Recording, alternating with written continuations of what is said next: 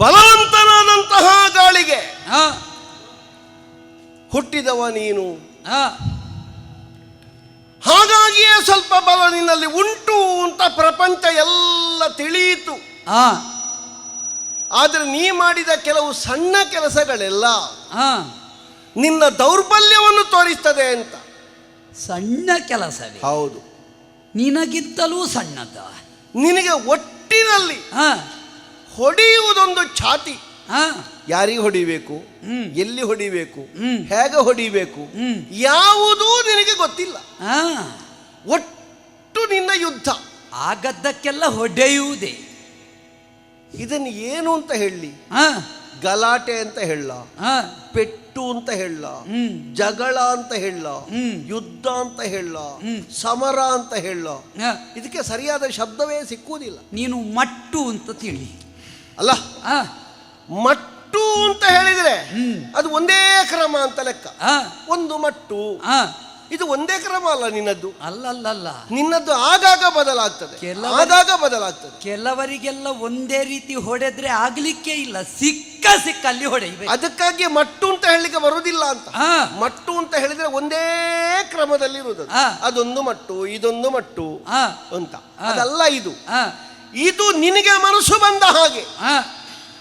ಕೆಲವು ಸಲ ನೀನು ತೀರ್ಮಾನ ಮಾಡಿ ಇಳಿದು ಮತ್ತೆ ಇನ್ಯಾರೋ ನಿನ್ನನ್ನು ಅಡ್ಡ ಬೀಳಿಸಿ ಹುಚ್ಚ ಮಾಡಬೇಡ ಹಾಗೆ, ಸ್ವಲ್ಪ ತಗ್ಗಿಸುತ್ತಲೇ ಅಂತ ಹೇಳುವ ಪ್ರಸಂಗವೂ ಬರ್ತದೆ. ನಾವು ತಗ್ಗಿಸಬೇಕಾದಲ್ಲಿ ತಗ್ಗಿಸ್ತೇವೆ. ಇದೇ ಕುರುಕ್ಷೇತ್ರದಲ್ಲಿ ಆಚಾರ್ಯ ದ್ರೋಣರು ಸತ್ತ ಹೊತ್ತಿನಲ್ಲಿ ಗುರುಪುತ್ರನಾದಂತಹ ಅಶ್ವತ್ಥಾಮ ಪ್ರಯೋಗಿಸಿದ ನಾರಾಯಣಾಸ್ತ್ರ ಪ್ರಯೋಗ ಪಾಂಡವ ಸೇನೆಯನ್ನು ದಿಕ್ಕಾಪಾಲಾಗಿಸಿದೆ. ಆಯುಧ ಗ್ರಹಣ ಮಾಡಿದ ಎಲ್ಲರನ್ನೂ ಕೂಡ ಬಡಿದು ಉರುಳಿಸಿದೆ. ಅದು ನೀನು ಗದೆ ಕೈಯಲ್ಲಿ ಎತ್ತಿದೆ. ಆಗ ಕೃಷ್ಣ ಬಂದು ನಿನ್ನ ಕೈಯಿಂದ ಗದೆಯನ್ನು ಎಳೆದ ಮತ್ತು ನೀನು ಕೈ ಎತ್ತುವುದಕ್ಕೆ ತೊಡಗಿದೆ. ನಿನ್ನ ನೆತ್ತಿಯಲ್ಲಿ ಬೆಂಕಿ ಉರಿಯುವುದಕ್ಕೆ ಆರಂಭ ಆಯಿತು. ಮತ್ತೆ ಅವರೆಲ್ಲ ಸಮಾಧಾನ ಮಾಡಿ ನಿನ್ನನ್ನು ಹಿಡಿದು ಅಡ್ಡ ಬೀಳಿಸಿದ್ರು. ಮತ್ತೆ ನಾರಾಯಣಾಸ್ತ್ರ ಶಮನ ಆಯ್ತು, ಆಚೆಗೆ ಹೋಯ್ತು. ಭಗದತ್ತನಾನೆ ಸುಪ್ರತೀಕ ಮಹಾಬಲಯುತವಾದಂತಹ ಆನೆಯ ಎಲ್ಲ ಪ್ರಚಾರದಲ್ಲಿ ಉಂಟು. ಮಹಾಬಲವಂತ ಅಂತ ಹೇಳಿದರೆ ಭೀಮಸೇನ. 1000ಕ್ಕಿಂತ ಮೇಲೆ ಆನೆಯ ಬಲ ಉಂಟು. ನಿಜ. ಗಜ ಸಹಸ್ರತ್ರಾಣಿ. ಒಂದು ಆನೆಯ ಅಡಿಭಾಗದಲ್ಲಿ ಬಿದ್ದು ಅಯ್ಯೋ ನೀನೊಂದು ಹೊಡೆಚಾಡಿದ್ದನ್ನು ನೋಡಿದ್ರೆ ಮನುಷ್ಯರಿಗೆ ಬೇಡ. ಏನು ಮಾಡುವ, ಕೆಲವು ಸಲ ಮೂಗಿಗೆ ಇರುವೆ ಹೋದ್ರೆ ಆನೆಯೂ ಬೀಳ್ತದೆ. ಹಾಗೆಂತ ಇರುವೆ ಆನೆಗಿಂತ ದೊಡ್ಡದು ಅಂತ ಹೇಳಲಿಕ್ಕಿಲ್ಲ ಅಂತ. ಆನೆಯ ಮೂಗಿಗೆ ಹೋದ್ರೆ ಬೀಳ್ತದೆ. ನೀನು ಆನೆ ಅಂತ ಹೇಳಿದ್ದಲ್ಲ, ನಾನು ಆನೆಯ ಬಲ ಉಂಟು ನಿನ್ನಲ್ಲಿ ಅಂತ ನೀನು ಅರ್ಥ ಮಾಡಬೇಕು.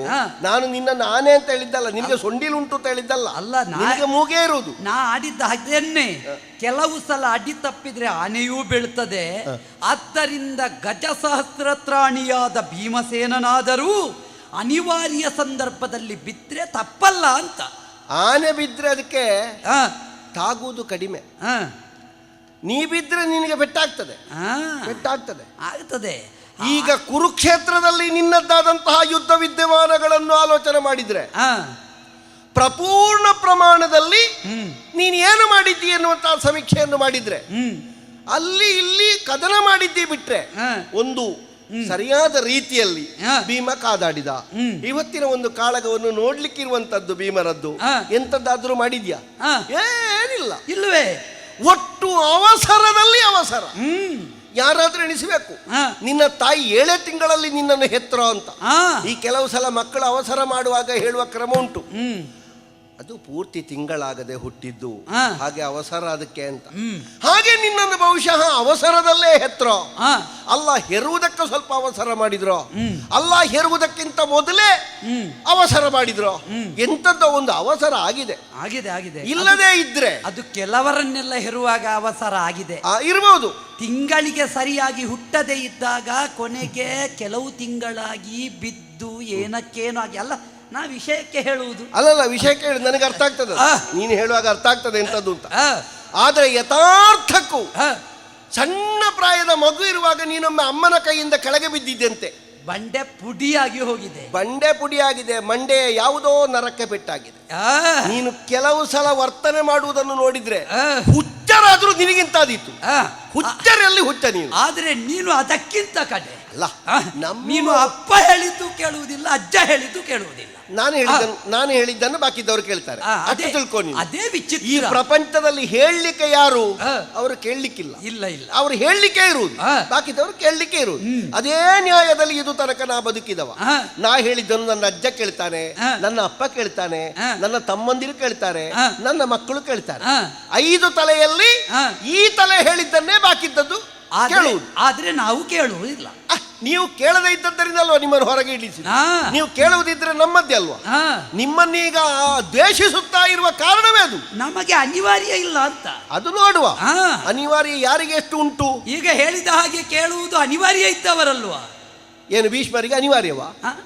ಏನು ಅನಿವಾರ್ಯ? ಅದೇ ಅವರಿಗೆ, ಅವರಲ್ಲೇ ಕೇಳಬೇಕು, ನಮಗೆ ಇಲ್ಲ ಅಂತ. ಅನಿವಾರ್ಯ ಇದ್ದು ಅಂತಲ್ಲ, ಕೇಳಬೇಕಾದದ್ದು ಚಕ್ರವರ್ತಿ ಪೀಠದ ಪ್ರತಿನಿಧಿಯಾಗಿ ಯಾರಿದ್ದಾನೆ ಆ ವಂಶಸ್ಥರಾದವರು ಕೇಳುವುದು ಧರ್ಮ ಅಂತ ಹೇಳಿ ಕೇಳುವುದು. ನಮಗೂ ಗೊತ್ತಿದೆ ನಿನ್ನದನ್ನು ಎಷ್ಟು ಕೇಳಿದ್ದಾರೆ, ನಿನಗೆ ಎಷ್ಟು ಹೇಳಿದ್ದಾರೆ ಅಂತ. ನೀವು ಯಥಾರ್ಥ ನೋಡುವುದಿದ್ರೆ ಚಂದ್ರವಂಶೀಯರೇ ಅಲ್ಲ. ನೀವು ಚಂದ್ರವಂಶಕ್ಕೂ ನಿಮಗೆ ಯಾವ ಸಂಬಂಧವೂ ಇಲ್ಲ. ನಿಮ್ಮನ್ನು ಚಂದ್ರವಂಶ ಅಂತ ಮಾಡಿದ್ರು ಅಷ್ಟೇ. ಲೆಕ್ಕ ಮಾಡುವ ನಾವು, ಕುಂತಿಯಿಂದ ಲೆಕ್ಕ ತಕ್ಕೊಳ್ಳುವ. ಕುಂತಿ ಯಾರು? ಯಾದವರ ಹೆಣ್ಣವಳು. ಸರಿ. ಕುಂತಿ ಭೋಜನಿಗೆ ಕೊಟ್ಟು ಕ್ಷತ್ರಿಯ ನಾರಿ ಅಂತಾದವಳವಳು. ಪಾಂಡು ಯಾರು? ಪಾಂಡು ಚಕ್ರವರ್ತಿ. ಪಾಂಡು ಹಸ್ತಿನಾವತಿಯವನೇ. ಪಾಂಡು ಚಂದ್ರವಂಶಕ್ಕೆ ಸಂಬಂಧಪಟ್ಟವನೇ. ಸರಿ. ಪಾಂಡುವಿಗೆ ಹುಟ್ಟಿದವನ ನೀನು? ಪಾಂಡುವಿನ ಒಪ್ಪಿಗೆ ಅನ್ವಯ ಹುಟ್ಟಿದವ. ಅದೇ ಗಂಡನ ಒಪ್ಪಿಗೆ ಇತ್ತು ಹೆಂಡತಿ ಹೆರುವುದಕ್ಕೆ. ದೇವಪ್ರಸಾದ. ಅದೇ ದೇವಪ್ರಸಾದ ಅಂತಲೇ ಇಡುವ. ಅದನ್ನು ಎಲ್ಲಿಯಾದ್ರೂ ಮೇಲೆ ಇಡಬೇಕು, ಬಿಟ್ರೆ ಎದೆಯಲ್ಲಿಟ್ಟುಕೊಳ್ಳುವುದಲ್ಲ ಪ್ರಸಾದವನ್ನು. ಸ್ವಲ್ಪ ಹಣೆಗಚ್ಚುವುದು, ಬಾಕಿ ಉಳಿದದ್ದನ್ನು ಅಲ್ಲಿ ಮೇಲೆ ಇಡುವುದು. ಯಜ್ಞದ ಪಾಯಸದಿಂದ ಕೌಸಲ್ಯಯ ಗರ್ಭದಲ್ಲಿ ರಾಮ ಉದಿಸಿದ. ಯಾರು ದಶರಥನ ಮಗ ಅಲ್ಲ ಅಂತ ಹೇಳಿಲ್ಲ, ದಾಶರಥಿ. ಆದ್ದರಿಂದ ಕುಂತಿ ಗರ್ಭದಲ್ಲಿ ದೇವಪ್ರಸಾದವಾಗಿ ಹುಟ್ಟಿದ ನಾವು ಪಾಂಡು ಜಾತರೆ. ಅದನ್ನು ಹಾಗೆ ನೋಡಿದ್ರು. ಈಗ ನಿನ್ನದ್ದನ್ನೇ ತಕ್ಕೊಳ್ಳು. ಏನು? ಈಗ ಒಂದಿದ್ದದ್ದು 101 ನೀನು ತುಪ್ಪದ ಭಾಂಡದಲ್ಲಿ ಉದಿಸಿದ್ದು. ನಿನ್ನನ್ನು ತುಪ್ಪದ ಮಗ ಅಂತ ಹೇಳಿಲ್ಲ. ತುಪ್ಪದ ಮಗ ಅಲ್ಲ. ಈಗ ಮಕ್ಕಳನ್ನು ಹೆರುವಾಗ ಏನೋ ವೈಫಲ್ಯ ಇರ್ತದೆ. ಅದನ್ನೊಂದು 2-3 ತಿಂಗಳು ವೈದ್ಯರು ಬಿಟ್ಟು ಕೊಡುವುದೇ ಇಲ್ಲ. ಅದು ವೈದ್ಯರಿಗೆ ಹುಟ್ಟಿದ ಮಗು ಅಂತ ಹೇಳುವುದಲ್ಲ. ಇಲ್ಲ. ಅದು ಸ್ವಲ್ಪ ಹುಟ್ಟುವಾಗ ವೈಫಲ್ಯಗಳಿದ್ದ ಕಾರಣ ಅದಕ್ಕೊಂದು ಇಷ್ಟು ಸಮಯದ ಒಂದು ಶುಶ್ರೂಷೆ. ಹಾಗೆ ನಾವು ನಮ್ಮ ಅಪ್ಪನಿಗೇ ಹುಟ್ಟಿದ್ದು, ನಮ್ಮ ಅಮ್ಮನ ಹೊಟ್ಟೆಯಲ್ಲೇ ಹುಟ್ಟಿದ್ದು. ಆದ್ರೆ ನಿನ್ನ ಅಮ್ಮನ ಗಂಡ ಬೇರೆ, ನಿನ್ನ ಅಪ್ಪ ಬೇರೆ ಅಂತ ಹೇಳುದು ನಾನು. ಅದೇ ನಾ ಹೇಳುವುದು. ನಮಗೆ ಹಾಗಲ್ಲ. ನಮಗೆ ಧೃತರಾಷ್ಟ್ರನೇ ಅಪ್ಪ, ಗಾಂಧಾರಿ ದೇವಿಯ ಹೊಟ್ಟೆಯಲ್ಲೇ ಹುಟ್ಟಿದ್ದು. ಹುಟ್ಟುವಾಗ ನಾವು 101 ತುಂಡುಗಳಾಗಿ ಬಿದ್ದು, ಮತ್ತೆ ಆ ತುಂಡುಗಳಿಗೆ ಜೀವ ಉಂಟು, ಅದನ್ನು ಹೊರಗೆ ತರುವಲ್ಲಿ ಹೇಗೆ ಎನ್ನುವುದನ್ನು ವ್ಯಾಸರೆಲ್ಲ ಚಿಂತಿಸಿದರು. ಅದೇ 101 ಹುಳಗಳನ್ನು ತುಪ್ಪದ ಭಾಂಡದಲ್ಲಿ ತುಂಬಿ ಬೆಳೆಸಲಾಯಿತು ಅಂತ ನಮ್ಮಲ್ಲಿ ಪ್ರಚಾರವೇ. ಹುಳಗಳನ್ನು ತುಂಬಿಸಿದ್ರೆ ಅದು ಹುಳವೇ ಆಗುದು. ಅದೇ ಈಗ ಸಿಕ್ಕವರ ತಲೆಯಲ್ಲಿ ಹುಳ ಏನಿಲ್ಲ. ಹುಳಗಳ ಹಾಗೆ ಎಡೆ ಸಿಕ್ಕಿದಲ್ಲೆಲ್ಲ ಅದು ಸುಳಿದವರು ಪಾಂಡವರು ಬಿಟ್ರೆ ಮತ್ತೊಂದಲ್ಲ. ನಿನಗೆ ನಿನ್ನಲ್ಲಿ ಕೇಳ್ತಾರೆ, ಒಂದು ನ್ಯಾಯ ಹೇಳು. ಈಗ ರಾಮನಾದರ್ಶವನ್ನು ತಗೊಳ್ತೀಯಲ್ಲ, ರಾಮನಾದರ್ಶ ಈಗ ನೀನೇ ಅಲ್ವಾ ತೊಡಗಿದ್ದು ರಾಮನಾದರ್ಶಕ್ಕೆ. ನಾನೊಂದು ರಾಮನಾದರ್ಶವನ್ನು ಇಲ್ಲಿ ಕೇಳ್ತೇನೆ, ನೀನು ಉತ್ತರಿಸ್ತೀಯಾ? ಏನು? ರಾಮನಿಗೆ ಒಂದು ಅಪವಾದ ಬಂತು, ಜಾನಕಿ ರಾಮನಾಗಿರುವುದು ಸರಿಯಲ್ಲ. ಏನು ಮಾಡಿದವ? ರಾಜಾರಾಮತ್ವವನ್ನು ಉಳಿಸಿಕೊಂಡ, ಹೆಂಡತಿಯನ್ನು ಬಿಟ್ಟ. ಯಾರಿಗಾಗಿ? ಪ್ರಜಾವಾರಕ್ಕಾಗಿ. ಪ್ರಜಾವಾರವನ್ನು ಸಲಹುವಲ್ಲಿ, ಜನಪದದಲ್ಲಿ ನಿರಾಪದನಾಗಿ ಬದುಕುವುದಕ್ಕೆ ಹೆಂಡತಿ ಪ್ರಾಮುಖ್ಯಳಲ್ಲ ಅಂತ ತಿಳಿದು ಹೆಂಡತಿಯನ್ನು ಬಿಟ್ಟ. ಹೌದಾ? ಹೆಂಡತಿ ಇಲ್ಲದೆ ಇದ್ರೂ ಸಾಮ್ರಾಜ್ಯವನ್ನು ಆಳುವುದಕ್ಕೆ ಅವ ಸಾಕಾಗ್ತದೆ ಎನ್ನುವಂತಹ ವ್ಯಾಪ್ತಿಯನ್ನು ತೋರಿಸಿದ. ಸರಿ. ನಿನ್ನ ಅಪ್ಪನಿಗೆ ಶಾಪ ಏನು ಅಂತ? ನಿನ್ನ ಅಪ್ಪ ಅಂತ ಹೇಳಿದ್ರೆ ಅರ್ಥ ಆಗ್ತದಲ್ಲ ನಿನಗೆ? ನಿನ್ನ ಅಮ್ಮನ ಗಂಡ. ಕೆಲವು ಸಲ ನಿನ್ನ ನಾಲಿಗೆಯೇ ಸತ್ಯ ಹೇಳ್ತದೆ ಅಂತ ಅಲ್ಲ. ಸತ್ಯ ನನಗೆ ಬೇಕಾಗಿರುವ ಉತ್ತರ ಕೊಡು ನೀನು. ನಿನ್ನ ಅಮ್ಮನ ಗಂಡನಾಗಿರುವಂತಹ ಪಾಂಡು ಚಕ್ರವರ್ತಿಗೆ ಏನು ಅಂತ ಶಾಪ? ಏನು ಅಂತ? ಹೆಂಡತಿಯನ್ನು ಸೇರಿದರೆ ಮಾತ್ರ ಸಾವು. ಹೌದಾ? ಅವ ಯಾಕೆ ಪೀಠ ಬಿಟ್ಟು ಹೋದ್ಯಾಕೆ? ಅದು ಅದಾಗುದಿಲ್ಲ ಈಗ ಅಲ್ಲಲ್ಲ. ಅದಾಗುದಿಲ್ಲ ಅಂತ. ಈಗ ನಿನ್ನ ಇದನ್ನು ಅಪ್ಪನಿಗೆ ಸಿಕ್ಕಿದ ಶಾಪ ಹೇಗೆ?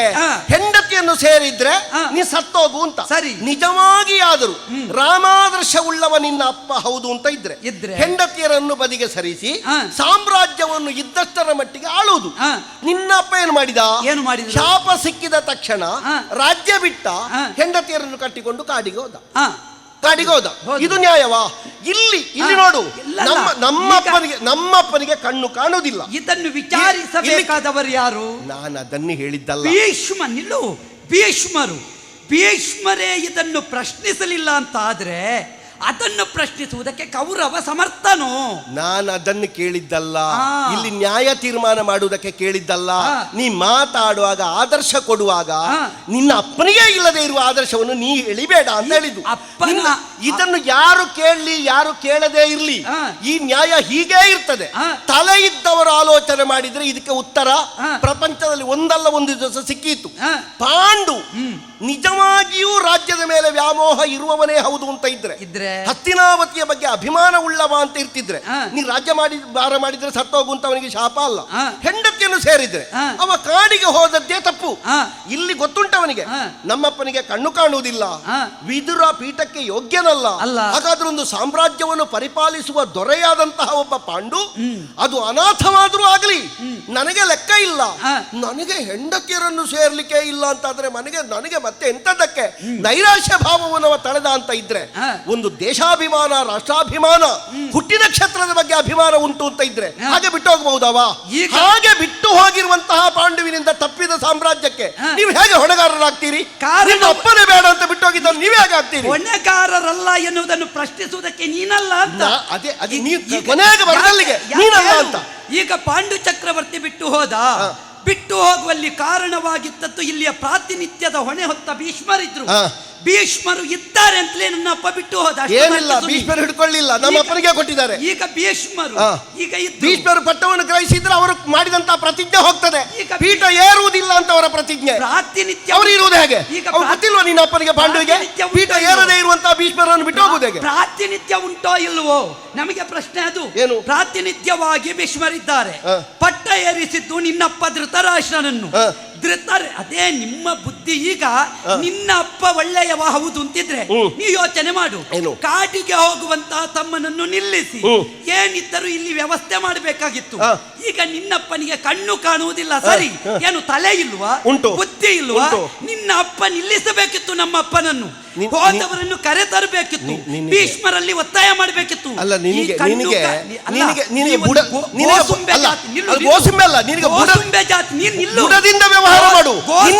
ನಿನ್ನ ಅಪ್ಪ ಹೋದದ್ದು ನನ್ನ ಅಪ್ಪನಿಗೆ ಗೊತ್ತುಂಟಾ? ಇಲ್ವಾ?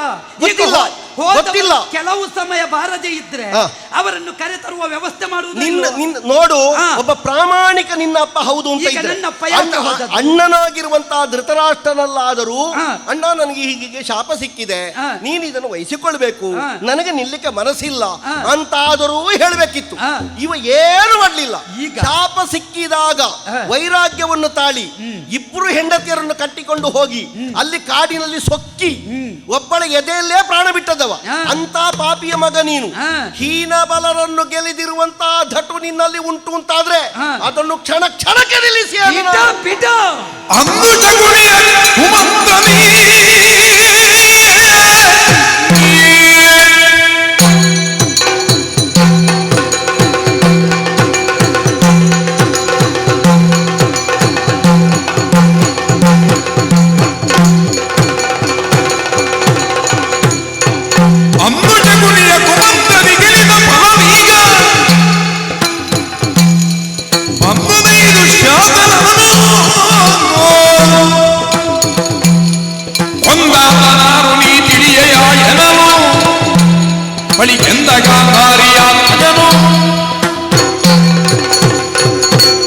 ಸುಯೋಧನ, ಪಾಂಡವರ ಚಾರಿತ್ರ್ಯವನ್ನು ಪ್ರಶ್ನಿಸುವ ನೈತಿಕತೆಯೇ ನಿನಗೆ ಇಲ್ಲ.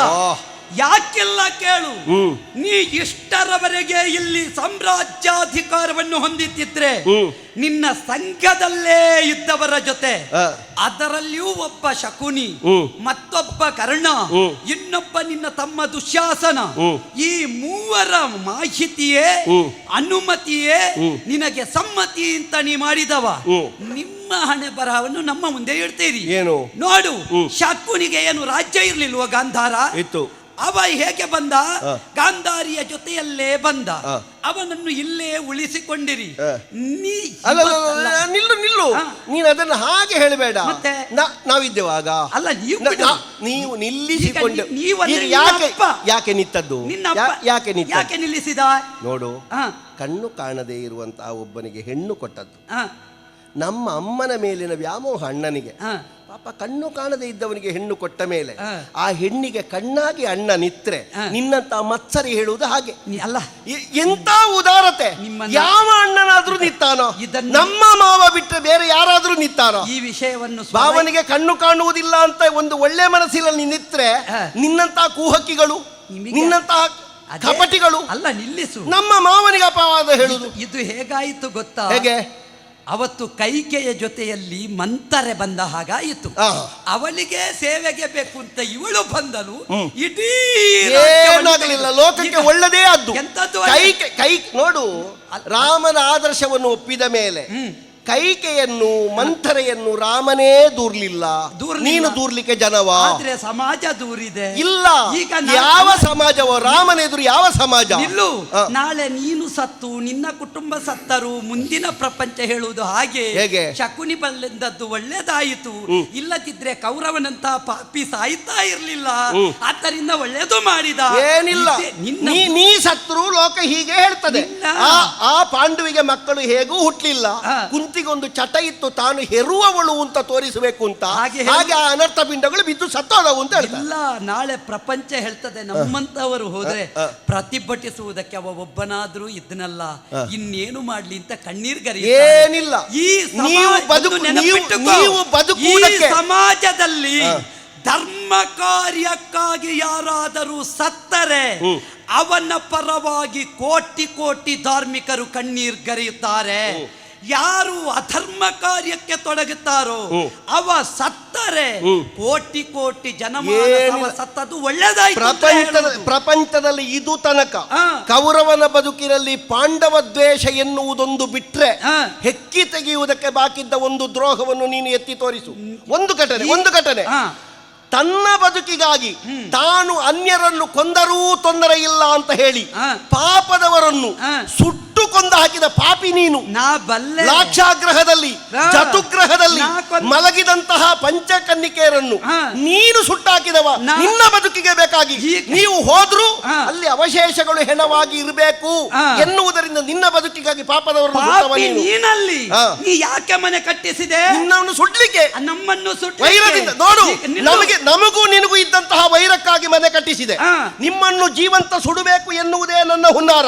ಅದರಲ್ಲಿ ತಿದ್ದುಪಡಿ ಇಲ್ಲ, ಅದರಲ್ಲಿ ಮುಳುಗುವ ಪ್ರಶ್ನೆ ಇಲ್ಲ, ಅಡಗುವ ವಿಷಯವೇ ಇಲ್ಲ. ನಿಮ್ಮಲ್ಲಿದ್ದಂತಹ ಹಗೆಯೇ ಕಾರಣವಾಗಿ ನಿಮ್ಮನ್ನು ಜತುಗ್ರಹದಲ್ಲಿ ಸುಡಬೇಕು ಅಂತಲೇ ನಾನು ಮಾಡಿದ್ದು. ಆದ್ರೆ ನೀನೇನು ಮಾಡಿದೆ? ರಾತ್ರಿ ಹೊತ್ತಿನಲ್ಲಿ ನಾ ಕಟ್ಟಿಸಿದ ಮನೆಗೆ ನೀನೇ ಬೆಂಕಿ ಕೊಡುವಾಗಲಾದರೂ ಸ್ವಲ್ಪ ನೋಡಬೇಕಿತ್ತು. ನಿಷ್ಪಾಪಿಗಳಾದ ಪ್ರಪಂಚದಲ್ಲಿ ಯಾವುದೇ ಅನ್ಯಾಯ ಮಾಡದೇ ಇರುವಂತಹ ಪಂಚಮರಲ್ಲಿ ಮಲಗಿದ್ರು ಪಾಪ. ನೀನು ಯಾಕೆ ಬೆಂಕಿ ಕೊಟ್ಟೆ? ಅವರನ್ನು ಎಬ್ಬಿಸಿ ನೀವು ಹೋಗಿ ನಮಗೆ ಸ್ವಲ್ಪ ಕೆಲಸ ಉಂಟು ಅಂತ ಹೇಳಬೇಡ. ಅವರು ಮಲಗಿರುವಾಗ, ಅದು ನಿದ್ದೆಯಲ್ಲಿರುವಾಗ ಎಂತ ಪಾಪ. ಒಬ್ರು ನಿದ್ದೆಯಲ್ಲಿರುವಾಗ ಮನೆಗೆ ಬೆಂಕಿ ಕೊಡುವುದು ಅಂತ ಹೇಳಿದ್ರೆ ಮಹಾಪಾಪ. ಆಯ್ತಾ ನಿನ್ನದ್ದು? ಸ್ವಲ್ಪ ನಾ ಹೇಳುವುದು ಕೇಳು. ಈಗ ನಾವು ಹೊರಗೆ ಬಂದದ್ದು ಎಲ್ಲಿಂದ? ಅದು ನಿನಗೆ ಗೊತ್ತುಂಟಲ್ಲ. ಎಲ್ಲಿ? ಸುರಂಗ ಮಾರ್ಗದಿಂದ. ನಾನು ಮಾಡಿದ್ದೆ ಸುರಂಗ, ಅದು ನೀವು ಮಾಡಿದ್ದು. ಏನು ಮಾಡುವ ಹೇಳು? ನಮ್ಮ ವಿದುರೊಬ್ಬ ಇದ್ದಾನಲ್ಲ, ತೆಗೆದು ಹಾಕಿದವ. ಅವ ಇಲ್ಲದೆ ಇರ್ತಿದ್ರೆ ಪಾಂಡವರು 5 ಜನ ಏನು 500 ಜನ ಸಾಯ್ತಿದ್ರು. ನನ್ನದು ಪೂರ್ತಿ ಆಗಲಿ. ಜತುಗೃಹದಿಂದ ಹೊರಗೆ ಬರುವಾಗ ನಾವು ಮೇಲೆ ಯಾರು ಮಲಗಿದ್ದಾರೆ ಅಂತ ನೋಡ್ಲಿಕ್ಕೆ ಆಗುತ್ತದ? ನಾವು ಅಡಿಯಿಂದಲೇ ಬೆಂಕಿ ಕೊಟ್ಟದ್ದು. ಆದ್ದರಿಂದ ಅವರು ಬಂದು ಕೂತುಕೊಂಡದ್ದು ನೀ ವ್ಯವಸ್ಥೆ ಮಾಡಿದ್ದರಿಂದ ಅವರು ಸಾಯುವುದಕ್ಕೆ ಕಾರಣ ನೀನು. ಆದ್ದರಿಂದ ಅಂತಹವರ ನಾಶಕ್ಕೆ ಕಾರಣ ನೀ ಮಾಡಿದ ಪಾಪದ ಗೃಹ. ಪಾಪ ನಿನಗೆ, ನೀ ಮಾಡಿದ್ದಕ್ಕೆ ಇಷ್ಟು ಕಳಕೊಂಡದ್ದು. ನೀನು ಒಟ್ಟು ಮಾತಾಡಬೇಡ. ಏನು ಈಗ ಅಲ್ಲಿ ಬಂದ್ರಲ್ಲ 5 ಜನ ಗಂಡು ಮಕ್ಕಳು ಮತ್ತೆ ಒಬ್ಬಳು ತಾಯಿ, ಅವರನ್ನು ಯಾರು ಬರಿಸಿದ್ದು? ಯಾರು ಬರಿಸಿದ್ದು? ಹೇಳು. ನಾವಲ್ಲ. ಮತ್ತೆ ಯಾರು? ಅವರು ಬಂದು ಕೂತಿದ್ದರು. ಏನಲ್ಲ, ನಾವೇನು ಅವರಿಗೆ ಅನ್ನದಾನ ಮಾಡಿದ್ದೇವೆ? ನೀವು ನಿನಗೆ ಗೊತ್ತಿಲ್ವಾ ಅದು? ಎಂತದ್ದು? ನನ್ನಲ್ಲಿ ಕೇಳುದಾ? ಏನು ಮಾಡಿದ್ದೇವೆ ನಾವು? ಕೊನೆಯ ದಿವಸ ಅಂತ ಹೇಳಿ ಅಲ್ಲಿ ಹಬ್ಬ ಮಾಡಿ ಎಲ್ರಿಗೂ ಊಟ ಬಡಿಸಿ ಎಲ್ರಿಗೂ ಮದ್ಯಪಾನ ಕೊಟ್ಟು ಈ 5 ಜನ ಗಂಡು ಮಕ್ಕಳು ಮತ್ತೆ ಒಬ್ಬಳು ತಾಯಿ ತೆಕ್ಕೊಂಡದ್ದು ಹೆಚ್ಚಾಗಿ ಅಲ್ಲಿ ಜಗಲಿಯಲ್ಲಿ ಮಲಗಿದ್ರು. ನೀವೇ ಮಾಡಿದ್ದು. ಅನ್ನದಾನ ಮಾಡಿ ಬಾರಿ ಸರ್ವ ಸೇವೆ ಮಾಡಿ ಮಲಗಿದ್ದ ಅವರಿಗೆ ಬೆಂಕಿ ಕೊಟ್ಟು ನೀವೇ ಬರಿಸಿದ್ದು. ನಾನಾ ಬರಿಸಿದ್ದು? ಈಗ ಅವರು ಇದ್ದಾರೆ, ಪಾಪದವರ ಜೀವ ತೆಗೆಯುವ ನಿನಗೆ ಎಲ್ಲ ಗೊತ್ತುಂಟು, ಅದನ್ನು ಮುಚ್ಚುವುದು ನೀನು. ಈಗ ಮುಚ್ಚಿ ಹಾಕುವುದರಲ್ಲಿ ಪಾಂಡವರು ಬಾರಿ. ನೀವು ಕೂಡ ಮುಚ್ಚುವುದೇ. ಈಗ ನೀನು ಶಕುನಿಯ ಕತೆ ಹೇಳಿದ ಹಾಗೆ, ಹೇಗೆ ಅವ ಬಂದದ್ದು ಕನ್ಯಾಶುಲ್ಕವಾಗಿ ಇಲ್ಲಿ ಬಂದ ಬಿಡಾರ ಮಾಡಿದ ಅಲ್ಲ, ನಿಮ್ಮ ಹಣೆ ಬರಹ ಹೇಳಬೇಕು. ಈಗ ಯೋಚನೆ ಮಾಡಿ, ದುಶ್ಯಲೆಗೆ ಮದುವೆ ಮಾಡಿದಿರಿ, ಈಗ ಕೊಟ್ಟ ಹೆಣ್ಣು ಅಲ್ಲಿ ಇರ್ಬೇಕಿತ್ತು, ಈ ಭಾವನನ್ನು ಇಲ್ಲೇ ನೀವು ಕೂತ್ಕೊಳ್ಳಿಸಿದೆ. ನಿಮ್ಮಲ್ಲಿ ಕೊಟ್ಟವರು ಬಂದು ಕೂತುಕೊಳ್ಳುವುದೇ, ಒಟ್ಟಿಗೆ ಬರುವಾಗಲೂ ಬಂದು ಇಲ್ಲಿಯೇ ಬಿಡಾರ ಮಾಡುವುದು. ಇಲ್ಲಿ ಇದ್ದದ್ದನ್ನು ಧರ್ಮಕ್ಕೆ ಕೊಟ್ಟೆ ನೀವು ಮುಗಿಸಿ. ಏನಿಲ್ಲ, ಅದು ನೀನು ಸಂಕುಚಿತ ಭಾವದಿಂದ ಮಾತಾಡು. ಇದು ವಿಶಾಲವಾದಂತಹ ಒಂದು ಮನೆತನ ಅಂತ ಹೇಳಿದ್ರೆ ಹೇಗೆ ಗೊತ್ತಾ? ಅಯ್ಯೋ, ಬಂದವರನ್ನು ಪೂರ್ಣವಾಗಿ ಸ್ವಾಗತಿಸಿ ಹೋಗಬೇಡಿ ಕೂತ್ಕೊಳ್ಳಿ ಹೊರಡುವುದು ಅಂತ ಹೇಳುವಾಗ ಸಿಟ್ಟು ಬರುವುದು ಮನೆಯವರಿಗೆ. ಅದು ಈ ಸಣ್ಣ ಮನೆತನದವರು ಇದ್ದಾರಲ್ಲ, ನೀವು ಯಾವಾಗ ಹೋಗ್ಲಿಕ್ಕೆ ಎಂತ ಕೇಳುದು. ನಾವೆಲ್ಲ ಹಾಗಲ್ಲ. ಚಂದ್ರವಂಶದ ಒಂದು ಮನೆ ಹಿರಿತನ ಅದು. ಯಾರು ಬಂದ್ರು ಬರ್ಲಿ ಬರ್ಲಿ ಬರ್ಲಿ, ಒಂದು ಸಮುದ್ರದ ಹಾಗೆ. ಅದೇ ಇದ್ರೆ ನೀನು ನಮ್ಮ ಮೇಲೆ ಯಾಕೆ ದ್ರೋಹ ಮಾಡಿದ್ದು? ನಿಮ್ಮ ಮೇಲೆ ನೋಡಿ, ಅದರಲ್ಲಿ ಉಂಟು ವಿಷಯ. ನೀವು ಸರಿಯಾಗಿ ಇರ್ತಿದ್ರೆ, ನೀನು ಎಲ್ಲಿಯಾದ್ರೂ ದುರ್ಬುದ್ಧಿ ಮಾಡದೇ ಇರ್ತಿದ್ರೆ, ನೀನು ಬಂದಿ ಸರಿ. ನಾವು ಮರ ಏರುವಾಗ ಕೆಳಗಿನಿಂದ ಅಲ್ಲಾಡಿಸೋದು, ಮೇಲಿದ್ದ ನಾವು ಕೆಳಗೆ ಬೀಳುವುದು, ನಾವು ಈಜುವಾಗ ನಮ್ಮ ತಲೆಯನ್ನು ಹಿಡಿದು ಮುಳುಗಿಸುವುದು. ನೀನು ಬಂದು ದುರ್ಬುದ್ಧಿ ಮಾಡಿಯೇ ಮಕ್ಕಳಾಟ. ಮಕ್ಕಳಾಟ ಎಂತದ್ದು? ನಿನ್ನ ಕರ್ಮವ ಮಕ್ಕಳಾಟ. ಮಕ್ಕಳಾಟ ಈ ಮಕ್ಕಳಾಟ. ಮಕ್ಕಳಿಗೆ ನೋವಾಗುವಾಗೆ ಹೊಡೆದ್ರೆ ಮಕ್ಕಳಾಟ ಅಲ್ಲ, ಅದು ದೊಡ್ಡವರ ಆಟ. ಮತ್ತೆ ಆ ಕಾಲದಲ್ಲಿ ನಿನಗೆ ಹೀಗೆ ಮಾಡಿದ್ದು. ನೀನು ಎಳವೆಯಲ್ಲಿ ಸುಮ್ಮನೆ ಕೂತು, ಇದು ಕೌರವಣ್ಣ ಅಲ್ಲ, ಪ್ರಾಯದಲ್ಲಿ ನೀನು ಒಂದೇ ಲೆಕ್ಕ ಇದ್ರು. ಕೌರವಣ್ಣ ನಾವು ಮೊದಲೇ ಮನೆಯಲ್ಲಿ ಇರುವುದಲ್ವ. ಈಗ ಹೊಸದಾಗಿ ಒಂದು ಮನೆಗೆ ಬಂದ್ರೆ ಆ ಬಂದವರು ಮನೆಯಲ್ಲಿ ಇರುವವರಲ್ಲಿ ಒಂದು ಸ್ನೇಹಾಚಾರ ಬೆಳೆಸಬೇಕು. ಅವರು ಎಷ್ಟೇ ದೊಡ್ಡವರಾಗಿದ್ರು ಈ ಮನೆ ಇವರದ್ದು, ನಾವು ಹುಟ್ಟಿದ್ದೇ ಇಲ್ಲಿ, ನಾವು ಬೆಳೆದದ್ದೇ ಇಲ್ಲಿ, ನೀವು ಸಾಧಾರಣ ದೊಡ್ಡವರಾದ ಮೇಲೆ ಬಂದದ್ದಲ್ಲಿ. ಆಗ ನೀವೇನು ಮಾಡಬೇಕು? ಒಂದು ತಗ್ಗಿ ಬಗ್ಗಿ ನಯ ವಿನಯ ಎಂತದಿಲ್ಲ ನಿನ್ನದ್ದು. ನೀನು ಹೀಗೆ ನೋಡುದು. ನಮ್ಮ ಸ್ವಭಾವ. ನನ್ನ ಅಣ್ಣ ಒಳ್ಳೆಯ ವೈದ್ಯನಲ್ಲ, ಅವನನ್ನು ಯಾಕೆ ಮಾನಿಸಲಿಲ್ಲ? ಎಂತದ್ದಕ್ಕಾಗ್ಲಿಕ್ಕಿಲ್ಲ, ಧರ್ಮರಾಯ ಧರ್ಮದವ. ನಿನ್ನ ಅನುಕೂಲಕ್ಕೆ ನೀವು ಹಾಗೆ ಹುಟ್ಟಿದ್ದೆ ನಿನ್ನಿಂದ ಪಾಪಿ, ನೀನೇ ಮಾಡಿದ್ದು. ಈಗ ನನ್ನ ಮೇಲೆ ದ್ರೋಹ ಇರ್ಲಿ, ನಾವು ಓಡುವಾಗ ಅಡ್ಡ ಕಾಲಿಡುವುದು. ಧರ್ಮರಾಯನನ್ನು ನೀ ಕರೆದೆ, ದ್ಯೂತವನ್ನಾಡಿದೆ, ರಾಜ್ಯದಿಂದ ಹೊರ ಹೋಗುವ ವ್ಯವಸ್ಥೆ ಮಾಡಿದೆ, ಇಷ್ಟೆಲ್ಲ ಮಾಡಿ ಆದ ಶಾಸ್ತ್ರ ನಿನಗಾಗುವಾಗ ನನಗೆ ಅಂತಲ್ಲ, ಲೋಕದಲ್ಲಿ ಶಾಸ್ತ್ರ ಹೇಗೆ ಗೊತ್ತುಂಟಾ? ರಾಜಸೂಯಾಧ್ವರವನ್ನು ಮಾಡಿ ಚಕ್ರವರ್ತಿ ಪೀಠಕ್ಕೆ ಒಬ್ಬ ಯೋಗ್ಯನಾದ್ರೆ ಆ ಮನೆತನದವರು ಮತ್ತೊಬ್ಬರು ರಾಜಸೂಯಾಧ್ವರ ಮಾಡ್ಲಿಕ್ಕಿಲ್ಲ. ಶಾಸ್ತ್ರ ಒಂದು. ಅಂತವರನ್ನು ಸೋಲಿಸಬೇಕು ಅಂತ ಇದ್ರೆ ಹೇಗೆ? ಒಂದು ಕುದುರೆಯ ಓಟದಲ್ಲಿ ಅಥವಾ ಪಗಡೆಯ ಆಟದಲ್ಲಿ. ಹಾಗಾಗಿ ಪಗಡೆಯ ಆಟಕ್ಕೆ ನಿನ್ನಣ್ಣನನ್ನು ಮೂಗು ಹಿಡಿದು ಕೈಕಾಲು ಕಟ್ಟಿ ಎಳ್ಕೊಂಡು ಬಂದದ್ದಲ್ಲ, ಆಹ್ವಾನ ಕೊಟ್ಟು ಬಾ ಅಂತ ಕರೆದು ಅವ ಆಡಿ ಒಮ್ಮೆ ಸೋತು ಮತ್ತೆ ನಿಮ್ಗೆಲ್ಲ ಕರುಣೆಯಿಂದ ನನ್ನ ಅಪ್ಪ ಕೊಟ್ಟು 2ನೇ ಸಲ ನಾವು ಕರೆದು ಒಂದೇ ಆಟ. ಇಷ್ಟೆಲ್ಲ ಆಗುವಾಗಲೂ ಧರ್ಮರಾಯನಿಗೆ ಆಟದ ಚಟ ಹೆಚ್ಚಿದ್ದರಿಂದ, ಅವನಿಗೆ ಒಂದು ದುರ್ಬುದ್ಧಿ ಇದ್ದದ್ದರಿಂದ ಆಡ್ಲಿಕ್ಕೆ ಗೊತ್ತಿಲ್ಲ ಪಾಪಿಗೆ, ಆದ್ರೂ ಚಟ. ನಾನು ಮತ್ತೊಬ್ಬರ ಎದುರು ನಮ್ಮ ಮಾವ ಒಂದು ಮಾತು ಹೇಳಿದ್ರು ಅವರಿಗೆ, ಅದು ಕೆಲವು ಸಲ ಅವರು ಹಾಗೆ ಮಾತಾಡೋ ಕ್ರಮ ಉಂಟು. ನಾನು ಎಣಿಸಿದ್ದು ಅವ ಧರ್ಮರಾಯ ಅಂತ, ಅವ ಧರ್ಮರಾಯಿ ಅಂತ ಹೇಳಿದ್ರು ಮಾವ. ಅಷ್ಟೊತ್ತಿಗೆ ಆಗೋಗಿ ಇವನಿಗೆ ಗಂಡಸುತನ ಜಾಗೃತ ಆಯ್ತು.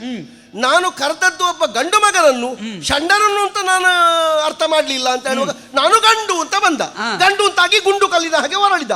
ನೀವು ಮಾಡಿದ ಪಾಪಕ್ಕೆ ನಾವು ಹೊಣೆ. ಕರೆ ಕೊಟ್ಟ ನಂತರ ನೀ ಆಡ್ಬೇಕೋ ಶಕುನಿ ಆಡ್ಬೇಕು? ಅದನ್ನು ಧರ್ಮರಾಯ ಹೇಳಬೇಕಿತ್ತು. ಆಗುವಾಗ ಧರ್ಮರಾಯ ಇಲ್ಲ. ಈಗ ನೋಡು, ಪಂಥದಲ್ಲಿ ನಾನು ಹೇಳಿದ್ದೇನೆ ನನ್ನ ಕೈ ಮಾವ, ನಾನು ಆಡುವುದಿಲ್ಲ. ಯಾಕೆ ಆಡುವುದಿಲ್ಲ ಅಂದ್ರೆ ನನಗೆ ಗೊತ್ತಿಲ್ಲ. ಆಗ ಅವ ಹೇಳಬೇಡುವ, ಯಾರು ಯಾರು? ನಿನ್ನ ಅಣ್ಣ ಹೇಳ್ಬೇಡುವ? ನನ್ನ ಕೈ ಕೃಷ್ಣ ಅಂತ ಹೇಳ್ಬೇಕಿತ್ತು. ನಿಮಗೆ ಆಗ ಕೃಷ್ಣ ಇರ್ಲಿಲ್ವಾ? ಅವ ಹೇಳಲಿಲ್ಲ. ಯಾಕೆ ಹೇಳಲಿಲ್ಲ? ಅವರಿಗೆ ಚಟ ಹೆಚ್ಚುಂಟು. ದೇವರನ್ನೆಲ್ಲ ಪಗಡೆಗೆ ಕರೆಯುವವರು ನಾವು. ಹೌದು, ದೇವರನ್ನು ಬಾಕಿದ್ದಕ್ಕೆ ಎಂಜಲೆಲ್ಲ ತೆಗೀಲಿಕ್ಕೆ ಕರೀತೀರಿ ಪಾಪಿಗಳೇ. ರಾಜಸೂಯಾವತಾರದಲ್ಲಿ ಬ್ರಾಹ್ಮಣರ ಎಂಜಲೆಲ್ಲ ತೆಗೆದದ್ದು ನಿಮ್ಮ ಮನೆಯಲ್ಲಿ ಕೃಷ್ಣ. ಎಂಜಲೆಲ್ಲ ತೆಗೀಲಿಕ್ಕೆ ಕೃಷ್ಣನನ್ನು ಕರೀತೀರಿ. ಪಗಡೆ ಆಟಕ್ಕೆ ಒಂದು ನಾಲ್ಕು ಆಟಕ್ಕೆ ಕರೀಲಿಕ್ಕೆ ಆಗುದಿಲ್ಲ. ಕೃಷ್ಣ ಪಾರಮ್ಯ ಪಾರಮ್ಯ ಅದು ದೇವರು ಮಾಡುವ ಕೆಲಸ. ಎಲ್ಲ ಎಂಜಲೆಲ್ಲ ಬಡಿಸಲಿಕ್ಕಿರ್ತಾರೆ, ಎಲೆ ತೆಗಿಲಿಕ್ಕೆ ಯಾರು ಇರುವುದಿಲ್ಲ. ಎಲ್ಲೆ ತೆಗೆಯುವವನಿಗೆ ಅಷ್ಟು ಮೌಲ್ಯ ಉಂಟು ಅಂತ ಕಾಣಿಸಿದ. ನಿನ್ನ ಮನೆಯಲ್ಲಿ ತೆಗೆಯಲಿಲ್ಲ ನೋಡು, ಪಾಂಡವರ ಮನೆಯಲ್ಲಿ ತೆಗೆದ. ಅದು ದೊಡ್ಡ ಸ್ಥಿಕೆ. ಅಷ್ಟು ಮಾತ್ರ ಅಲ್ಲ, ನಿಮ್ಮಲ್ಲಿ ಬೇರೆ ಜನ ಇಲ್ಲ, ಪಾಪ ಅವ ಬಂದಾಗಿದೆ, ಮತ್ತೆ ಎಂತದ್ದು ಮಾಡುದು ಅಂತ ತೆಗೆದ. ಇನ್ನೊಂದು ನಿಜವಾಗಿ ಆದ್ರೂ ಈ ನೆಂಟರನ್ನೆಲ್ಲ ಬೀಗ ಅವ ಕೃಷ್ಣ ಬೀಗ. ನಮ್ಮ ಮನೆಯಲ್ಲಿ ಅವರನ್ನು ಸಣ್ಣ ಸಣ್ಣ ಕೆಲಸ ಮಾಡಿಸಬಾರದು ಅಂತ. ನೀನು ಕೋಶಾಧಿಕಾರಿ ಅಲ್ವಾ? ಹೌದು. ನಿನಗೆ ಹೇಳಲಿಕ್ಕೆ ಆಗಲಿಲ್ವ? ದೇವರವರು ಪಾಪ ಅವರನ್ನು ಎಲೆ ತೆಗೆಸಬೇಡಿ ಅಂತ ಹೊಣೆ ನಿನಗೂ ಇತ್ತು. ನನಗೆ ಕೋಶಾಧಿಕಾರ ಕೊಟ್ಟದ್ದು ಯಾಕೆ ಅಂತ ನನಗೆ ಗೊತ್ತುಂಟು. ನಿಮ್ಮ ಭಂಡಾರ ಇಲ್ಲದೆ ಇದ್ರೆ ಕೊಟ್ಟು ಕೊಟ್ಟು ಮುಗೀತಿತ್ತು. ನಾನು ಕೂತ ಕಾರಣ ನಾನು ಯಾವ ಜಾಗದಲ್ಲಿ ಏನು ಮಾಡ್ಲಿ, ನಾ ಮುಟ್ಟಿದ್ರೆ ಅಕ್ಷಯ ಆಗುದು. ಹೌದು ಹೌದು, ಅಕ್ಷಯ ಆಗುದು. ಹಾಗಾಗಿ ನನ್ನನ್ನು ಕೋಶಾಧಿಕಾರಿತ ಮಾಡಿದ್ದು ನೀವು. ಆದರೂ ನಿಮ್ಮ ಭಂಡಾರ ಯಾವತ್ತೇ ಹೋಗ್ತೀವಿ. ಆದರೂ ನೀ ಮಾತಾಡ್ಲಿಲ್ಲ. ಕೃಷ್ಣ ತಾನಾಗಿ ಮಾಡಿದ್ದು, ನಾವು ನಿಯೋಜಿಸಿದ್ದಲ್ಲ. ಅವರವರು ಮಾಡುವ ಸೇವೆ, ಆದ್ದರಿಂದ ಅಲ್ಲಿ ಆಕ್ಷೇಪ ಇಲ್ಲ. ಇನ್ನು ಶಕುನಿಯನ್ನು ಕೂರಿಸಿದೆ, ಕಣ್ಣಿಗೆ ಕಣ್ಣಾಗಿ ಬಂದ, ನಮ್ಮ ಮನೆತನದ ದಾರಿದ್ರ್ಯವನ್ನು ತೋರಿಸಿದ ಹಾಗೆ. ಏನು ಕೆಲಸಕ್ಕೆ ಜನ ಇಲ್ಲ ಅಂತ ಬಂದದ್ದ ಅಲ್ಲ, ಇವ ಕೂತದ್ದು ಏನು ಕೆಲಸ ಇಲ್ಲ ಅಂತಲ್ವಾ? ಹಾಗಿದ್ರೆ ಇಂಥ ಕೆಟ್ಟವರ ಸಂಘವನ್ನೇ ನೀ ಇರಿಸಿಕೊಂಡೆ. ಪರಿಣಾಮದಲ್ಲಿ ಧಾರ್ಮಿಕತೆಯನ್ನು ಈಗ ಎಷ್ಟನೇ ದಿನದ ಯುದ್ಧ ಭೀಮಾ. ಜೀವನದಲ್ಲಿ ಯಾವಾಗಲೂ ನಾವು ಆಲೋಚನೆ ಮಾಡಬೇಕಾದದ್ದು ಒಂದೇ, ಏನು? ಒಂದು 4 ಜನ ಆದರೂ ನಮ್ಮ ಒಟ್ಟಿಗೆ ಬೇಕು. ಹೆಚ್ಚು ಬೇಡ, ಒಂದು 4 ಜನ ಕಡೆಯ ತನಕ ಆದ್ರೂ ಬೇಕು ಅಂತ ಹೇಳಿ ನಾನು ಇಟ್ಟುಕೊಂಡದ್ದು. ಏನು ಮಾಡುವ ಹೇಳು, 4 ಜನ ಉಳಿಲಿಲ್ಲ, ಹೋಯ್ತು. ಏನು ಮಾಡೋಣ? ಲೋಕದಲ್ಲಿ ಒಳ್ಳೊಳ್ಳೆಯ ರಾಜಧರ್ಮಿಗಳ ಜೊತೆಯಲ್ಲಿ ಯಾರೂ ಇರುವುದಿಲ್ಲ. ಈ ಬೇಡದ್ದು ಮಾಡುವವರ ಜೊತೆಯಲ್ಲಿ ಇರುವೆ ಬೆಲ್ಲವನ್ನು ಮುತ್ತಿದ ಹಾಗೆ ಇರುವುದು. ಈಗ ನಿನ್ನ ಜೊತೆ ಅದು ಒಳ್ಳೆ ಉಪಮೆ ಮಾತ್ರ. ಇರುವೆ ಮುತ್ತುವುದು ಯಾಕೆ? ಬೆಲ್ಲಕ್ಕೆ. ಬೆಲ್ಲದಲ್ಲಿ ಏನುಂಟು? ಸಿಹಿ ಉಂಟು ಅಷ್ಟೇ. ಅದೇ ಇರುವೆಗೆ ಬೇಕಾದ್ದು ಸಿಹಿ. ಒಳ್ಳೆಯವರು ಅಂತಲೇ ಅರ್ಥ. ಇರುವೆಯ ಮಟ್ಟಿಗೆ ಬೆಲ್ಲ ಒಳ್ಳೆದೇ. ಆದ್ರೆ ಮುತ್ತುವುದಕ್ಕೆ ಉಪಮೆ ನೀ ಬೆಲ್ಲ ಆಗಲಿಲ್ಲ, ಮತ್ತೆ ನೀ ಮಾತ್ರ ಕಹಿ ಅನುಭವವನ್ನೇ. ಇರುವೆ ಬರ್ತದೆ. ಈಗ ನಿನ್ನ ಉಪಮೆ ಅಲ್ವಾ? ಅಲ್ಲ, ನಾನು ಹೇಳುದು. ಈಗ ನಿನ್ನ ಜೊತೆಯಲ್ಲಿದ್ದ ಒಬ್ಬರಾದ್ರೂ ಇದ್ದಾರಾ? ಹೋಗ್ಲಿ, ಶಕುನಿ ಏನಾದ? ತೀರಿ ಹೋದ್ರು. ಭೀಮ ಎಂತದ್ದು ತೀರಿ ಹೋದ? ಅವ ಒಳ್ಳೆಯವಾಗುತ್ತಿದ್ರೆ ಸಾಧ್ಯವನ್ನ ಕೈಯಲ್ಲಿ ಸಾಯ್ತಾ ಇದ್ದನ. ಅಲ್ಲ, ತೀರಿ ಹೋದ್ರು ಹೇಳಿದ್ದನು. ಅದೇ ಕೆಲವರೆಲ್ಲ ಇನ್ನು ತೀರಿ ಹೋಗ್ಲಿಕ್ಕೆ ಉಂಟು. ಅಲ್ಲ, ಈಗ ಕ್ರಿಯೆ ಆಗ್ಲಿಕ್ಕೆ ಉಂಟು. ಈಗ ನೋಡು, ಕರ್ಣ ಹುತಾತ್ಮನಾದ. ನನ್ನ ಮಾವ ಶಕುನಿ ತೀರಿ ಹೋದ್ರು. ಜಯದ್ರಥ ಸ್ವರ್ಗಕ್ಕೆ ಹೋದ. ಹೌದು, ನಮ್ಮಲ್ಲೆಲ್ಲ ಹಾಗೆ ಒಂದಕ್ಕೆ ಒಂದು ವಿಶೇಷಣ ಕೊಡುವಾಗ ನಾವು ಒಬ್ಬರಿಗೆ ಕೊಟ್ಟ ಬಿರುದನ್ನು ಮತ್ತೊಬ್ಬರಿಗೆ ಕೊಡ್ಲಿಕ್ಕೆ. ಈಗ ಅವರೆಲ್ಲ ಬೇರೆ ಕಡೆ ಹೋದ್ರು, ಇನ್ನು ನರಕಕ್ಕೆ ಹೋಗ್ಲಿಕ್ಕೆ ನೀನೊಬ್ಬ ಬಾಕಿ. ಇಲ್ಲ, ನಿನ್ನನ್ನೆಲ್ಲ ಕಳಿಸದೆ ನಾನು ಹೋಗುದೇ ಇಲ್ಲ. ಶಾಸನನೇ ಮಣ್ಣು ಮುಕ್ಕಿದ್ದಾನೆ.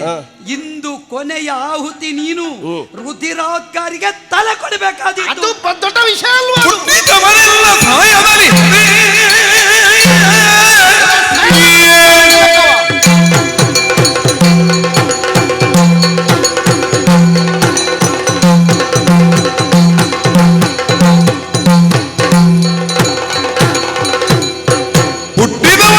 ಸಾಯದಲ್ಲಿ ಹರಿಗಮಲ ಜಲದುಂಟಿ ನಿನ್ನೊಡಹುದೇನು ಹುಟ್ಟು ಸಾವುಗಳ ಅರಿವುದೆಲೆ ಬರಿದೆ ಅತಿಗೆಟ್ಟುವನಾಡಿರು ನೀರು. ಭೀಮಸೇನ ಏನು? ಹುಟ್ಟಿದವ ಒಂದಲ್ಲ ಒಂದು ದಿವಸ ಸತ್ತೇ ಸಾಯ್ತಾನೆ. ಡಿಂಬದೊಳಗೊಂದು ಪ್ರಾಣ, ಕಂಬಸೂತ್ರ ಗೊಂಬೆಯಂತೆ ಎಂದಿಗಾದರೊಂದು ದಿನ ಸಾವು ತಪ್ಪದು. ಬರುವಾಗ ತರಲಿಲ್ಲ, ಹೋಗುವಾಗ ಕೊಂಡೋಗ್ಲಿಕ್ಕಿಲ್ಲ, ಇದ್ದಷ್ಟು ದಿವಸ. ಆದರೂ ಅಧಿಕಾರದ ಚಟ ಒಂದು ಬೇಕಲ್ಲ. ಇದ್ದಷ್ಟು ಕಾಲ ನಾವು ಆಶಾವಾದಿಗಳಾಗಿಯೇ ಬದುಕಬೇಕು. ಒಂದು ತಂಬಿಗೆ ನೀರಲ್ಲಿ ಅರ್ಧ ತಂಬಿಗೆ ನೀರು ಎಲ್ಲಿಯಾದ್ರೂ ಮಗುಚಿ ಹೋಯ್ತು ಅಂತಾದ್ರೆ ನಾವೇನ್ ಮಾಡ್ಬೇಕು? ಏನು? ಅರ್ಧ ಹೋಯ್ತಲ್ಲ ಅಂತ ಚಿಂತೆ ಇಲ್ಲ, ಅರ್ಧ ಆದ್ರೂ ಉಂಟಲ್ಲ. ಇದು ಜೀವನದ ಪ್ರೇರಣೆ, ಇದು ಜೀವನದ ಉತ್ಸಾಹ.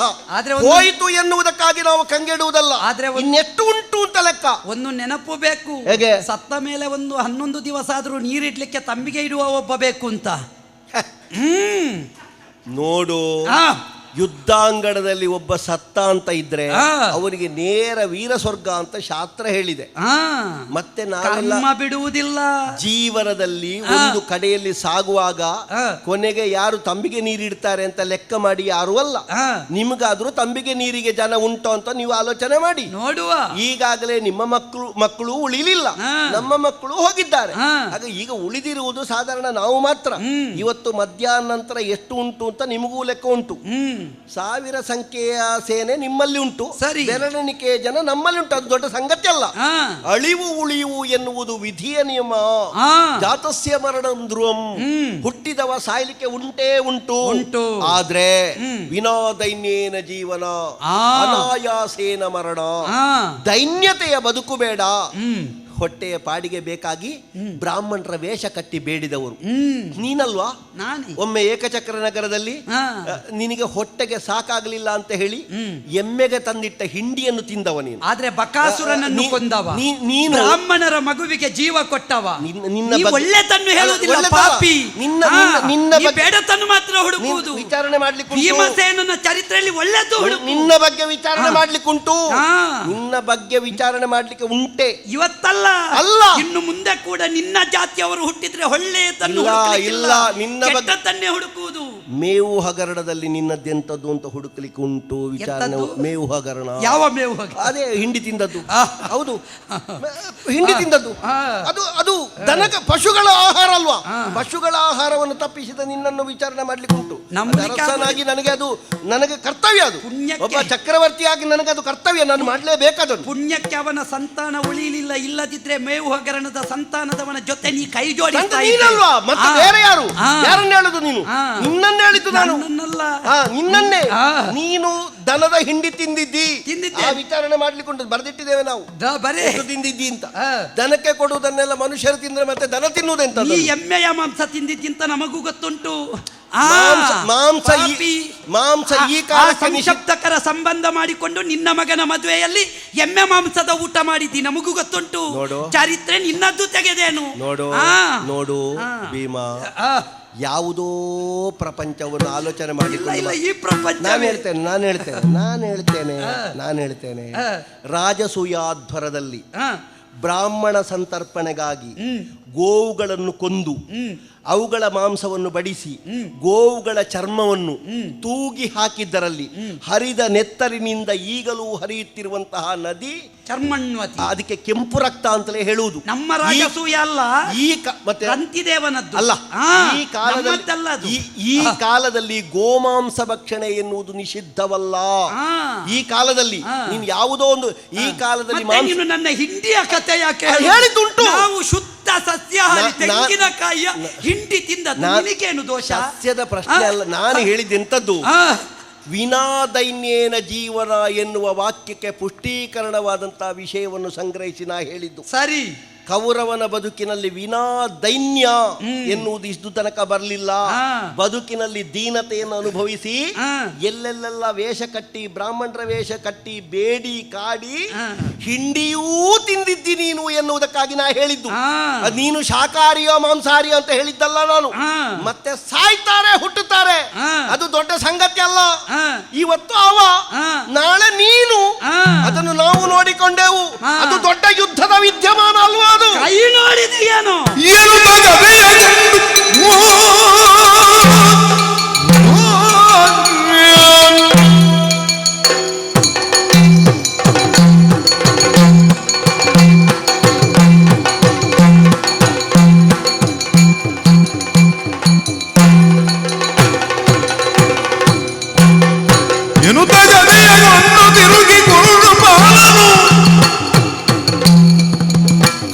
ವಾಯುಜಾತನಂಗ ಕಿಡಲು ಭೀಮನು ಕಣಿಸದನು ಬೇಡ ನಿಲ್ಲವು ಕೂಳ ನಿಲ್ಲನು ಅನುತ ತನುಜರಿದ್ದ ಬಳಿಗೆ ಕಳುಹದುಳೇನು ತನುಜರಿದ್ದ ಬಳಿಗೆ ಕಳುಗದುಳೇನು. ಸುಯೋಧನ ಇಷ್ಟರವರೆಗೆ ನಡೆಯುತ್ತಾ ಇರುವಂತಹ ಯುದ್ಧ ವೃತ್ತಾಂತ 17 ದಿವಸವೇ ಸಂದು ಹೋಗಿದೆ. 18ನೇ ದಿವಸದ ಯುದ್ಧದ ಪರ್ವಕಾಲ ಇದು. ಇವತ್ತು ನೀನೇ ಸೇನಾಧ್ಯಕ್ಷನಾಗಿ ನಮ್ಮ ಸಮಕ್ಷದಲ್ಲಿ ಬಂದಿದ್ದಿ. ಮಧ್ಯಾಹ್ನ ನಾನೇ, ಮಧ್ಯಾಹ್ನದವರೆಗೆ ನಮ್ಮ ಮಾವಯ್ಯ ಇದ್ರು. ನಿಜ. ಶಲ್ಯಭೂವರನೋ ಈಗ ಕಳೆಯಲ್ಪಟ್ಟಿದ್ದಾನೆ. ಮಲ್ಲ ಯುದ್ಧದಲ್ಲಿ ಮಾತ್ರವಲ್ಲ, ಮಟ್ಟು ಅಂತ ಹೇಳಿದನಲ್ಲ, ಮಾಕತೀಯ ಮಟ್ಟಿನ ಪೆಟ್ಟಿನಲ್ಲಿ ಪ್ರತಿಯೊಂದರಲ್ಲಿಯೂ ತನ್ನ ಸಾಮರ್ಥ್ಯ ಏನು ಅಂತ ಕಾಣಿಸಿಕೊಂಡವನೇ ನಾನು. ಅಂತಹ ಒಬ್ಬ ಭೀಮಸೇನ ಇವತ್ತು ನಿನ್ನ ಸಮ್ಮುಖಕ್ಕೆ ಬಂದಿದ್ದೇನೆ. ಸುಯೋಧನ, ಒಳ್ಳೆಯವ ಆಗುತ್ತಾ ಇದ್ರೆ ನೀನು ನಿನ್ನ ಜೊತೆಯಲ್ಲಿ ಕೈ ಜೋಡಿಸ್ತಾ ಇದ್ದೆವು, ಕೈ ಸೇರಿಸ್ತಾ ಇದ್ದೆವು. ಯಾವಾಗ ನಿನ್ನ ತಂಟೆಯೇ ಬೇಡ ಎಂಬ ಹಾಗೆ ಇಂದ್ರಪ್ರಸ್ಥದಲ್ಲಿ ನೆಮ್ಮದಿಯಿಂದ ಆಳ್ವಿಕೆ ನಡೆಸ್ತಾ ಇದ್ರೆ ಮತ್ತೊಮ್ಮೆ ನೀ ನಮ್ಮನ್ನು ಭರಿಸಿದೆ, ಕೆಣಕಿದೆ. ಇಂದ್ರಪ್ರಸ್ಥ ನಿಮ್ದ? ನನ್ನದ್ದು. ನಿನ್ನದೆಂತದ್ದು? ನನ್ನದ್ದೇ. ನಮ್ಮದ್ದು. ನೀನು ಹಾಗೆ ನೋಡ್ತೀಯಾ? ನೀವೆಲ್ಲ ಹುಟ್ಟಿದ ಮೇಲೆ ಹಸ್ತಿನಾವತಿಯವರು, ನಾ ಹುಟ್ಟುವುದಕ್ಕಿಂತ ಮೊದಲೇ ಹಸ್ತಿನಾವತಿಯವರು. ಅದು ಹೇಗೆ? ನನ್ನ ತಂದೆಯಾದಂತ ರಾಷ್ಟ್ರ ಭೂಪತಿಗಳಿಗೆ, ಹುಟ್ಟು ಕುರುಡನಿಗೆ ನಮ್ಮ ತಾಯಿಯಾದಂತಹ ಗಾಂಧಾರಿ ದೇವಿಯನ್ನು ಕೊಡುವ ಕಾಲದಲ್ಲಿಯೇ ಭೀಷ್ಮಾದಿಗಳು ಮಾಡಿದಂತಹ ಒಪ್ಪಂದ, ಹುಟ್ಟುವವನಿಗೆ ಭಾವಿ ಸಾಮ್ರಾಜ್ಯದ ಪೀಠ ಸಿಗ್ತದೆ, ಆ ಕಾರಣದಿಂದಲೇ ನಮ್ಮ ಮಾವಯ್ಯ ತಂಗಿಯನ್ನು ಕೊಟ್ಟು ಇಲ್ಲೇ ಕೂತದ್ದು. ಇವರು ಮೋಸ ಮಾಡ್ತಾರೋ ಅಲ್ಲ ಸತ್ಯ ಹೇಳ್ತಾರೋ ಅಂತ ಕಾದು ಕೂತದ್ದು. ಅವರ ನಿಧಿಯನ್ನು ಕಾಯುವುದಕ್ಕೆ ಸರ್ಪ ಕೂತಾಗೆ ಗೊತ್ತುಂಟ ನಿನಗೆ? ಏನು ಮಾಡೋಣ, ನಿಮಗೆ ಯೋಗ ಇಲ್ಲ ಅಂತಲೇ ರೋಗಗ್ರಸ್ತನಾಗಿ ಹುಟ್ಟಿದ್ದಲ್ವ, ಕಣ್ಣು ಕಾಣದೆ. ಸರ್ವರ ಸೂಚನೆಯಂತೆ ಬಿಡು. ನಿನ್ನ ಅಪ್ಪನು ದೊಡ್ಡ ಆರೋಗ್ಯದವ ಅಲ್ಲ, ಆದ್ರೂ ಪಾಂಡು ರೋಗಿ, ಮಧ್ಯಮ ಸ್ಥಾನ ಉಂಟಲ್ಲ. ರೋಗಿಯಾದ್ರೂ ದಿಗ್ವಿಜಯ ಮಾಡಿ ಚಕ್ರವರ್ತಿ ಆಗಿದ್ದಾರಲ್ಲ. ನನ್ನ ಅಪ್ಪನಿಗೆ ಆರೋಗ್ಯ ಒಂದುಂಟಲ್ಲ, ಇನ್ನೊಂದು ಕಾಣುವುದಿಲ್ಲ ಬಿಡು, ಬಾಕಿ ಆರೋಗ್ಯ. ಆದ್ರೆ ಅವರಿಗೆ ಕಣ್ಣು ಕಾಣದಿದ್ರು ಆದೀತು, ಕಣ್ಣು ಕಾಣುವ ನಿನ್ನಂತಹ ಪಾಪಿ ಆಗ್ಲಿಕ್ಕಿಲ್ಲ ನೋಡು. ಯಾಕೆ? ಕಣ್ಣು ಕಾಣದೇ ಇದ್ರು ನೀನೇ ಅವರ ಹತ್ತಿರ ಹೋದ್ರು ನಿನ್ನನ್ನು ತೆಂಗಿನಕಾಯಿಯ ಕೊಪ್ಪರದ ಎಣ್ಣೆ ಹಾಗೆ ತೆಗೆದಾರು, ಗೊತ್ತುಂಟ? ಅಟ್ಟುಗಟ್ಟಿದ್ದಾರೆ. ಒಂದು ತೆಗೆಯಲಿ, ಅವರು ತೆಗೆದ್ರು ನನಗೆ ಅಭಿಮಾನ ಉಂಟು. ಒಂದ ಉಳಿದೇನು ಇಲ್ಲ ಅಳಿದೇನು, ಹಿರಿತನಕ್ಕೆ ಮಾನ್ಯತೆ ಯಾವತ್ತೂ ಕೊಡುವವ. ಆದ್ರೆ ನೀ ಹಾಗಲ್ಲ. ಇಷ್ಟರವರೆಗೂ ಪಾಂಡವ ನಿರ್ಮೂಲನದ ಕೃತಿಯನ್ನೇ ಎಸಗುವುದಕ್ಕೆ ಮುಂದಾದೆ. ನಿಷ್ಪಾಂಡವ ಪೃಥ್ವಿ ಎನ್ನುವ ಧೋರಣೆಯನ್ನೇ ತಳೆದೆ. ನಾನು ಹೇಳಿದ್ದೇನಲ್ಲ, ನೀವು ಸತ್ತ ಮೇಲೆ ಎಲ್ಲಿರ್ತೀರಿ ಅಂತ ಕೇಳಿಯೇ ನಾ ಸಾಯುವುದು. ನೀವು ಸತ್ತು ಸ್ವರ್ಗದಲ್ಲಿದ್ರೆ ನಾನು ಕೊಂಡೋಗುವ ಯಮನಿಗೆ ಬರೀಲಿಕ್ಕುಂಟು, ನನ್ನನ್ನು ನರಕಕ್ಕೆ. ಅಷ್ಟರವರೆಗೆ ನೀವು ಉಳಿದ್ರೆ ಅಲ್ವಾ? ಯಾಕಂದ್ರೆ ಪಾಂಡವರು ಇರುವ ಸ್ವರ್ಗ ಆದ್ರೂ ನನಗೆ ಬೇಡ, ನನಗೆ ನರಕ ಆದೀತು. ಆದ್ರೆ ನೀವು ಇಲ್ಲದೆ ಇರುವ ಊರು ನನಗೆ ನರಕ ಆದ್ರೂ ಸ್ವರ್ಗ ಆದೀತು. ನಾ ಹೇಗೆ ಮಾಡ್ತೇವೆ ಗೊತ್ತಾ? ನಿನ್ನನ್ನು ಮೊದಲೇ ಸೇರಿಸಬೇಕಾದ ಜಾಗಕ್ಕೆ ಸೇರಿಸಬೇಕು ಅಂತ ನಿರ್ಣಯ ಮಾಡಿದ್ದೇನೆ.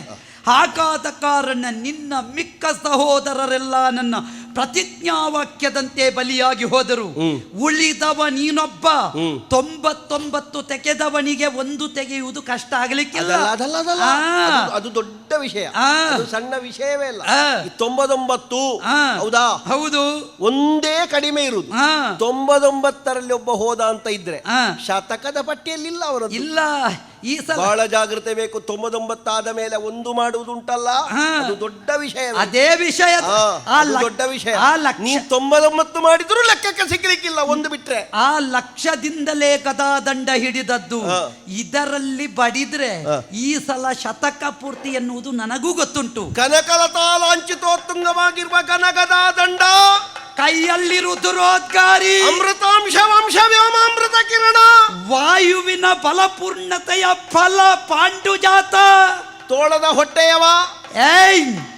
ನಾನು ಹೇಳುದಿಲ್ಲ ಕೆಲವು ಶಬ್ದ. ನಂಜಿನ ಮುದ್ದೆ, ಗಾಳಿಗೆ ಹುಟ್ಟಿದವ, ಕುರುಡನ ಮಗ, ತಲೆ ಬಡಿತನ ಬಾಯಿ.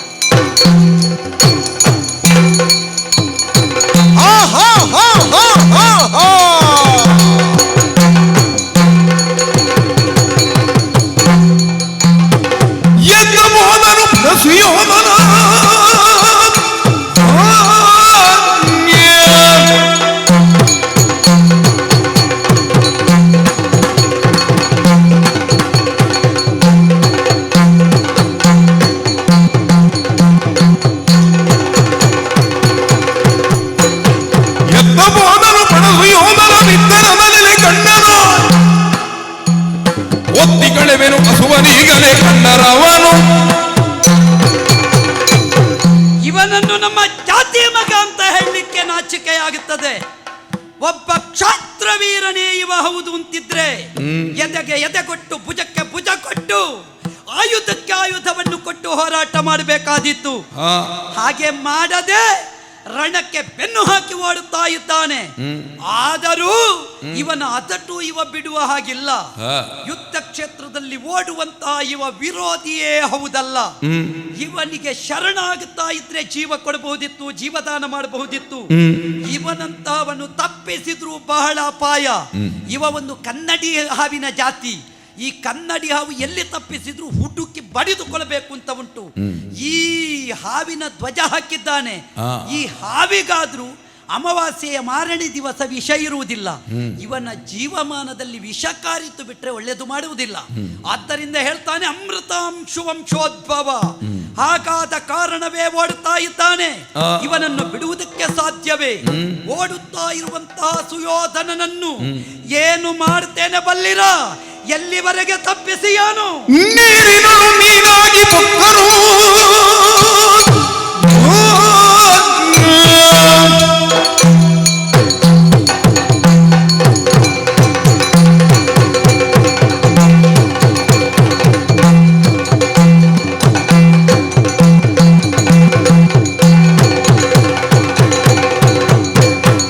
ನೀರಿನಳು ನೀನಾಗಿ ಬೊಕ್ಕರು ಹಾರುವಡೆ ಖಗವಾಗಿ ಹೋದರು.